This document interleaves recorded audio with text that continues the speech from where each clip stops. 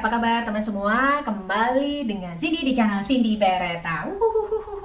Oke, kalian pernah dengar kata hemorrhage gak? Jadi itu sebenarnya sebutannya kayak pendarahan lah ya.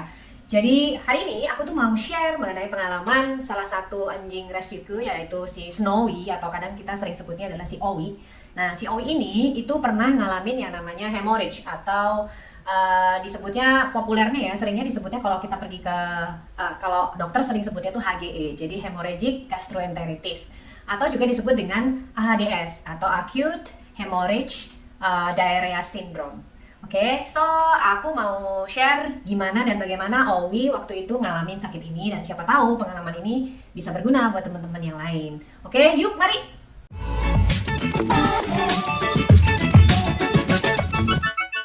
HGE ini adalah sindrom di mana ditandai dengan anabul kita itu muntah dan diare, pupnya itu ada darahnya.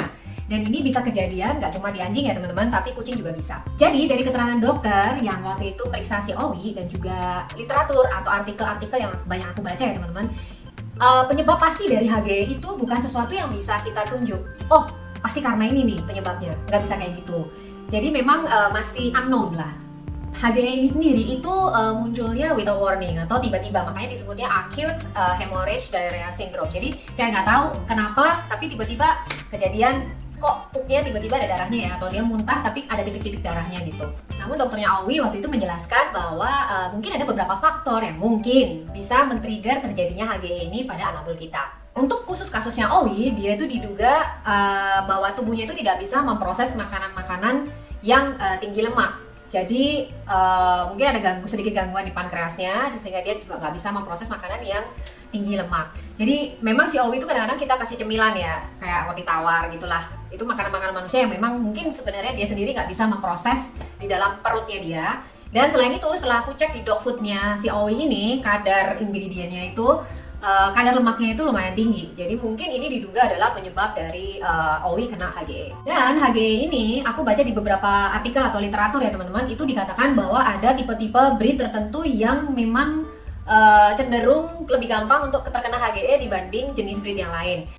Jadi misal breed-breed itu yang aku baca ada kayak Schnauzer, Yorkshire Terrier, kemudian ada juga Poodle, kemudian juga Mini Pincer ya. Jadi, kebetulan anjingku ini kan aku rescue, aku nggak tahu breednya apa, tapi dokter bilang mungkin ini mixed terrier jenisnya. Tapi bukan berarti nggak bisa nyerang jenis yang lain, mungkin bisa dari segala umur itu bisa kena. Yang Owi waktu itu tiba-tiba aja pada suatu pagi waktu abis bangun tuh aku kok denger di deketnya, kan aku tidur sama dia ya, jadi di deketnya dia itu perutnya aku bisa dengar dengan jelas bunyinya kayak kalau kita kelaparan nih teman-teman. Jadi kayak gini nih, jadi bunyinya kenceng banget di perutnya dia. Terus dia tuh setelah itu dia nggak mau makan, jadi aku kasih makan dia nggak mau. Kemudian juga dia kelihatan agak banyak lebih diam daripada aktivitas yang normalnya, kan dia lumayan lincah. Nah ini agak diam. Kemudian jadi siangnya kita kasih makan dia ogah-ogahan, tapi malam kita coba kasih makan masih mau tapi dikit. Lalu besok paginya masih bunyi-bunyi. Nah abis itu kan pupnya itu udah mulai lemas dan kemudian ada muntah.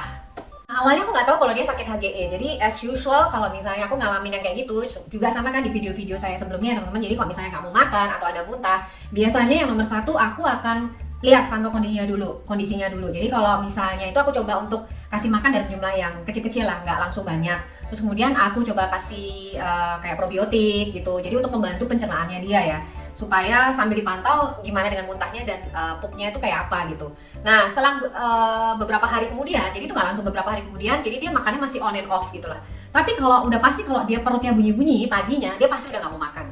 Ya ini kejadian itu berlangsung nggak cuma satu hari, jadi beberapa hari sampai semingguan on and off kayak gitu. Tapi pupnya teman-teman dan jadi setelah itu aku pantau terus bahwa pupnya itu aku perhatiin dan aku selalu foto. Nah fotonya tuh kayak gini, dari hari ke hari pupnya tuh lemas dan sampai satu hari itu pupnya itu ada darahnya. Dan muntah juga waktu aku lihat ada kayak titik-titik warna pinkish, jadi bukan merah kayak darah seger gitu, enggak, tapi warna agak ada pinknya sendiri. Aku curiga gitu loh, karena nggak biasanya kan ada kayak gitu. Lumayan kaget dan kenapa ya ini si Owi gitu. On and off gitu loh.